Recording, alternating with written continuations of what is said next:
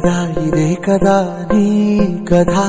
ముగింపులేనిదై సదా సాగదా ఇదే కదా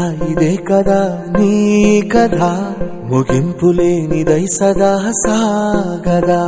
నీ కంటి రెప్పలంచున మనస్సు నిండి పొంగిన ఓ నీటి బిందువే కదా నువ్వెతుకుతున్న సంపద ఒక్కొక్క జ్ఞాపకానికి 100 ఏళ్ల ఆయువుందిగా ఇంకెన్ని ముందు వేచనో అవన్నీ వెతుకుతూ పదా మనుష్యులందు నీ కథ మహర్షిలాగా సాగదా మనుష్యులందు నీ